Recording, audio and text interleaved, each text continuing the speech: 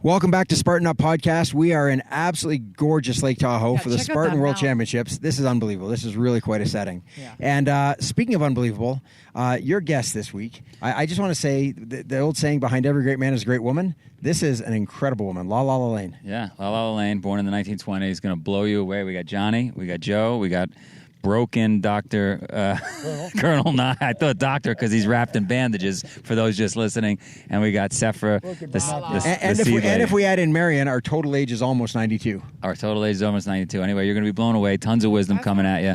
Many of you may never have heard of Jack Lalanne. So stay tuned. You're going to get a kick out of this.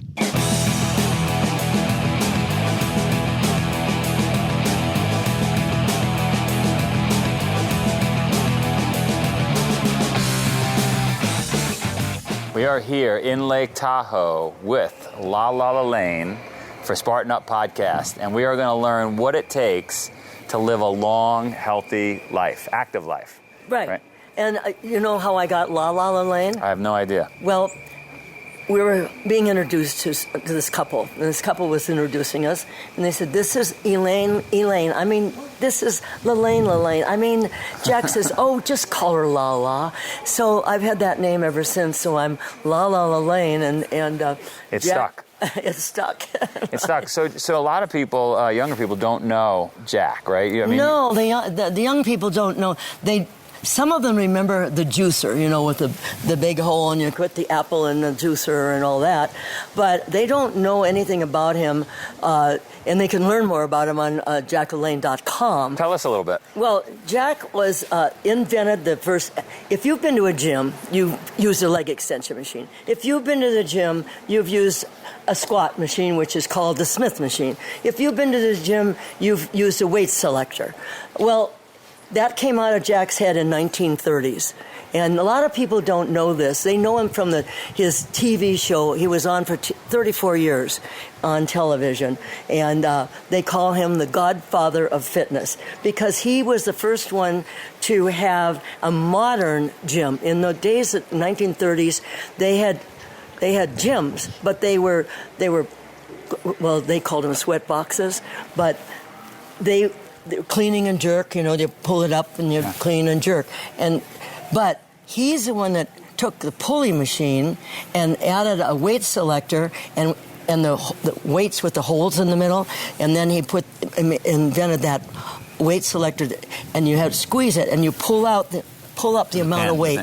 Yep. Yeah. What was his motivation back then in the 30s? Well, he was when he was a young kid. They took him to a ranch in Bakersfield because that's his grandfather lived there, and he lived on a ranch from 4 to 14. They were producing all this wonderful food, and then they'd take him to the store, and then he'd eat the candy. He was eating candy, and he called himself a sugarholic. And he felt that he got all screwed up with sugar. And he went to a lecture by Paul Bragg. And when they took him out of school for 6 months. Who was Paul Bragg? Paul Bragg. Have you ever heard of the Bragg products in health food stores? He started health food stores. Okay. And so he's the one that was lecturing. He was a lecturer, and and he didn't want to go to this lecture. He was talking about health because he'd dropped out of school for 6 months because he was so sick. Sick from eating all the candy. Yeah, and all that right. sweet stuff. Right. And so there was one thing that Paul said. He said, "I don't care what your age is. I don't care what your physical condition is. You can be reborn again." Well, that was like a light bulb in Jack's head. And so therefore, he changed his whole life. And he bought Grey's Anatomy, read it from cover to cover, opened his first gym in 1936, became a chiropractor, knew all about the body, developed all these exercises and this equipment, and the rest is history. And so he was on a man on a mission to get people healthy. You said it. Right. A man on a mission. He said, he wasn't into making money. He was there to help people. And if I heard it once, I've heard it 1,000 times. I want to help people to help themselves. And that's until the day he died, he was saying that. And he turned down a lot. A lot of people would say, "Jack, would you endorse this? Would you endorse this?" he'd say that's a bunch of crap, or that's the way he. So he was very particular because he wanted to get people healthy. So the whole point of this podcast, the whole point of the Spartan movement is I want to get people smarter. I want to get people more resilient, stronger, healthier, right? Well, and you have the same mission. I have the same mission. He started it. We're just following in his footsteps. The question for you is, because people need bite-sized little bits of information. Right. Give us some tips. Like what did he do? I mean, you're unbelievable. I saw you do 20 push-ups, right? Yeah. How old are you now? Can we say? Yes, I'm 91. I was born March 19th, 1926. So, and whenever you see this, you figure it out. So you're born in 26, and you're still active, and you're still, I mean, you're sharp as a tack. And I'm still doing push-ups. You're still doing push-ups. Yeah, and I can do a lot of hanging upside down and do sit-ups that way too, but I don't do that myself anymore. But anyway, the tip would be the first thing I learned. Hang on one second. Let this helicopter that didn't come around until we started. Okay, the first thing I learned from him, I think, was because I was smoking cigarettes and eating bear claws and chocolate donuts, and he said the only thing good about the donut is the hole in the middle, and I was on television. I had him on his interview, but the first thing I think I learned from him was, if you do everything in moderation, you cannot go wrong. Exercise is king, nutrition's queen. Put them together, and you got a kingdom. You need. Some people go hog wild with exercise. Some people go hog wild with nutrition. So when you put them together, you've got a kingdom. But if you do everything in moderation, you don't eat if one apple is good, you don't eat 100 apples. And everything is simple. People make it too difficult today. I hope you're not sitting still while you listen. If you are, you better get a burpee break in.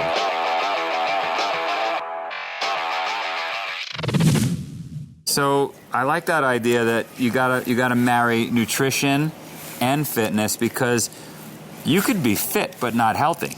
Right, and you could be eating all the wrong foods, and then you're getting a little fat here and a little fat there. But however, if you're not eating the right foods, it could be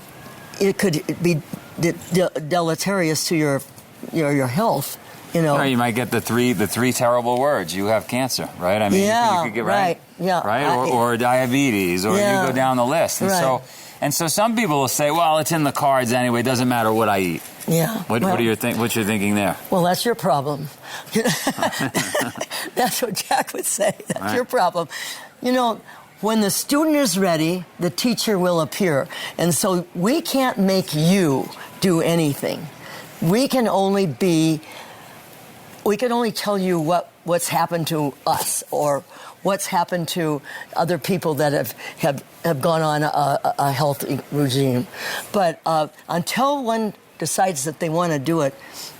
Now, that's an interesting thought. What about this theory that, the food companies, they're the ones that are at fault here?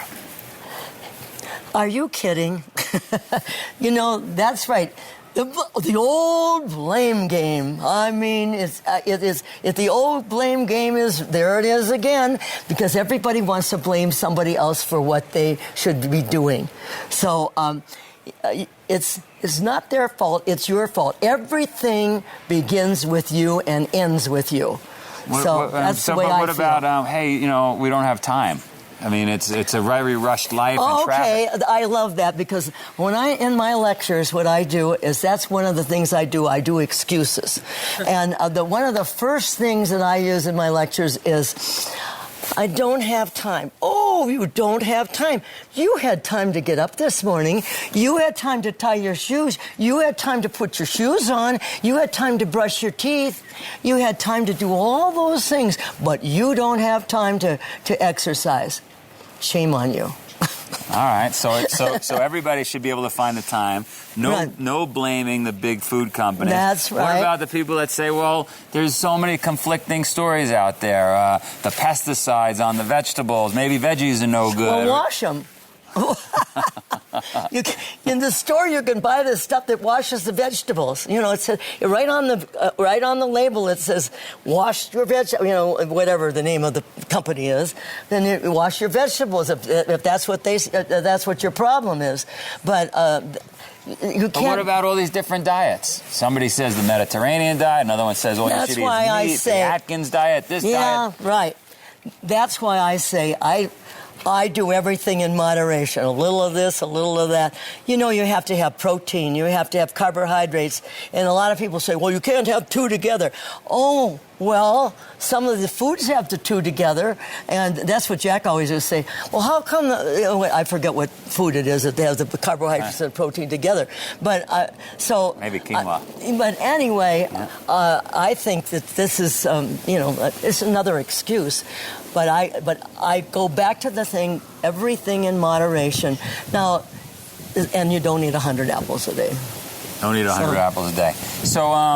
So what about achieving success in life? Because everybody defines success differently, right? One person might say, well, success is just having a healthy life, healthy family. What about what tip would you give just to be successful in life? Achieve goals. Well, first of all, you have to believe in whatever you're selling or whatever you want to do in life, whatever it might be that you want, that you decide to be successful in, you have to first believe it with all your heart. You can't be, I want to go into that business because it's making me a lot of money. You can't do that. You've got to believe from your heart. That's how to be successful. Another reason that you have to decide, you have to have a plan, and then you have to plant a seed. You have to plant a seed. And now you got to water that seed with all the things that you want to do with this plan that you have, and then you nurture it, and then you have to have patience. You cannot quit. I can't do it anymore. It's just too much. It's too much for me. I can't do it. Well, then you're dead in the water. You're just gone. But if you follow through and you get everybody in learning, you have a plateau. You have a plateau in living. You have a plateau in everything. And all of a sudden that plateau comes along, and all of a sudden you want to give up.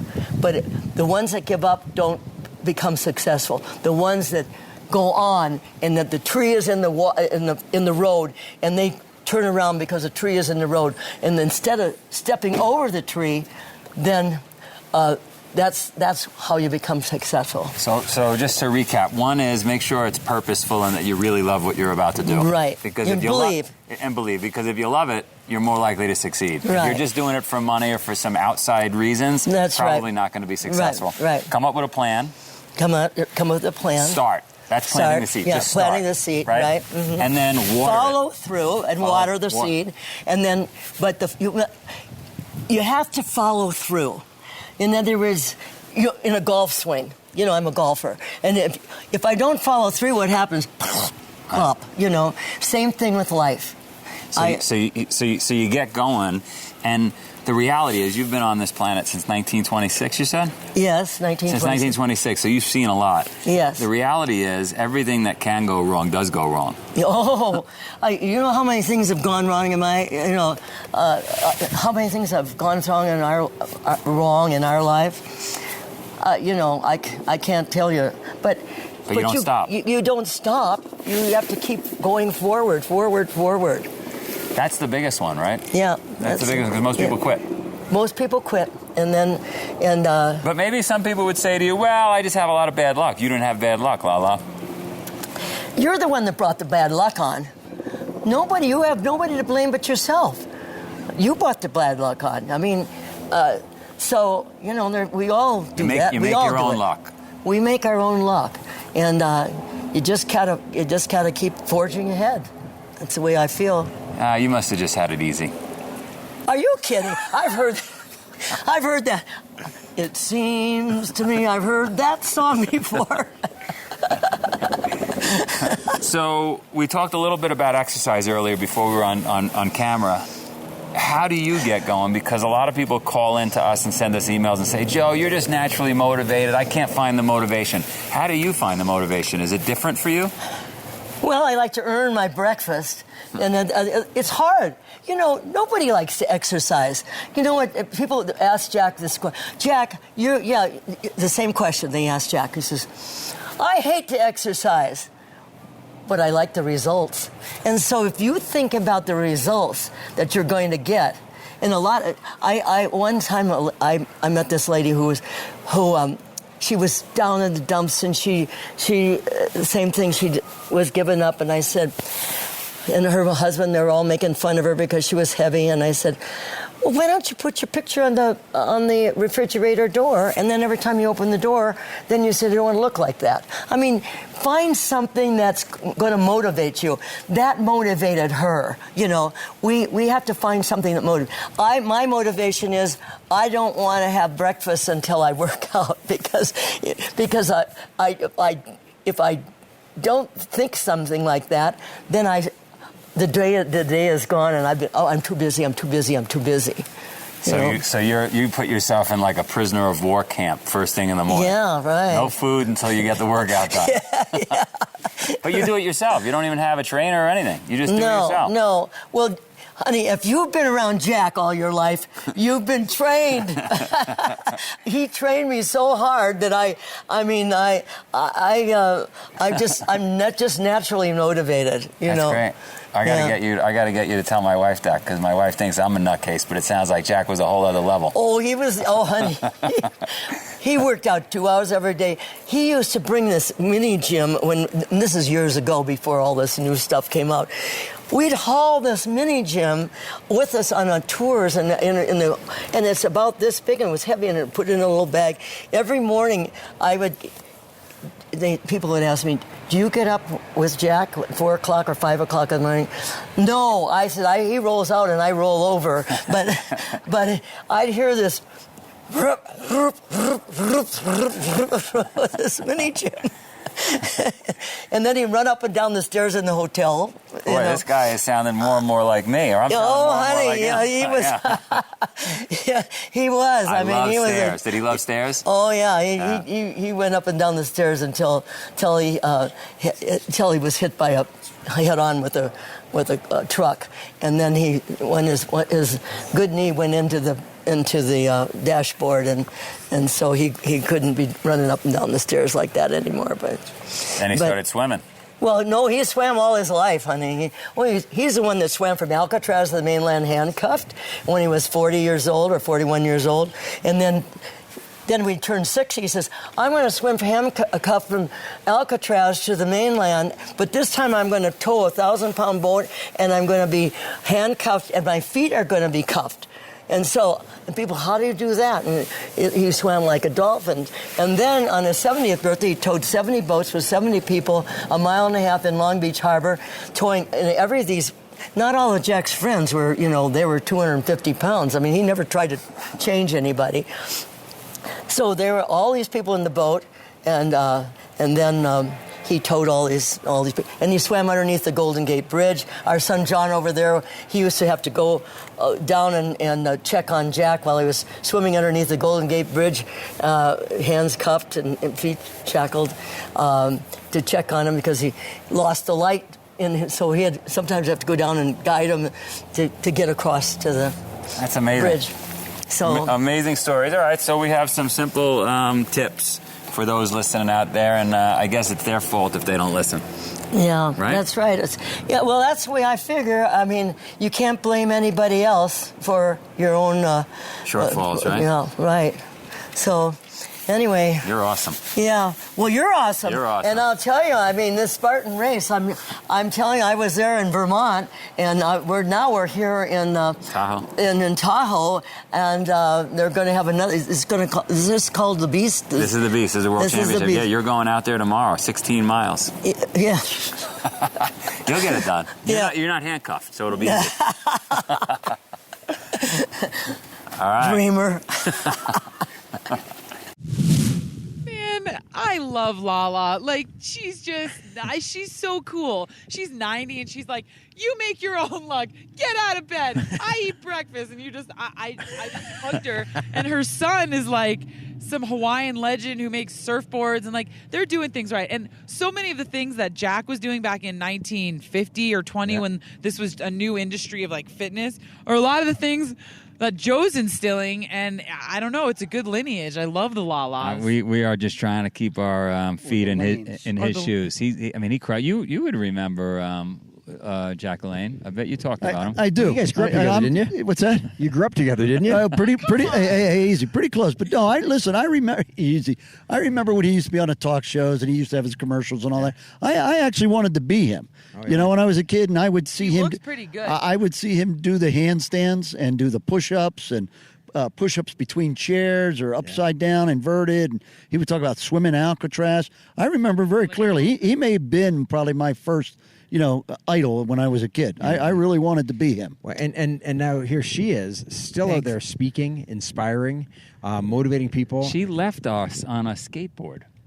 One-wheeled skateboard at 92 years old. Yeah. Legend. Most 20-years can't skateboard. Yeah. No, but just and living it, and really still living it. Like eating healthy, getting up motivated every day. While most people are winding down, I don't think she's even slowing down. Tell you listen to a 92-year-old talk like that, and you say to yourself, "No more excuses." Yep, right. Absolutely. I got to eat healthy. I got to wake up early. I got to get it done. Well, she gets it done. I like Sapphire's impersonation. So, what if I told her I had an excuse? What would she say? She's like, I got a whole lecture on excuses. You want excuses? Make your own excuses. That's your life. Oh, and like she doesn't even care. I love her. It's like there's someone that is point proven that actually adhering to this type of a lifestyle can give you the longevity train, right? I mean that's a good day. Yeah, because it's one thing to be 92. It's another thing to be 92 and scooting away on a skateboard and knocking out podcasts. And saying she still has her hangboard when she's 60. She's like, every morning I do crunches. I'm doing crunches before I eat my breakfast. I said, who works out with you in your gym? No, she does. I go by myself. Yeah. I don't need a trainer. Yeah. I am the trainer. Yeah. I love it. Just fantastic. But 92, and you're talking about physically fit, but still mentally sound, right? Yeah. Oh, sharper than me. Yeah, exactly. I think you're saying there's three of us. I was counting myself. Oh yeah. Okay. Good. As I say. Anyway, that's very funny. If you want to hang out with more people like Lala Lalanne, you want to learn more. Where do you go, Johnny? You go to Spartan.com/podcast. Watch us on YouTube. Listen to us on iTunes. Make sure that you subscribe, because then you get all the podcasts. We've got hundreds of people like this who are just absolutely incredible, inspiring. We bring them directly to you, and we'll see you soon. No excuses. Blessings. Thank you for watching another epic story of success. If you like our message, please share Spartan Up with your friends and subscribe on iTunes, YouTube, or wherever you catch our show, maybe in the woods. Spartan Up is brought to you by Spartan Race. To find a race near you, visit Spartan.com.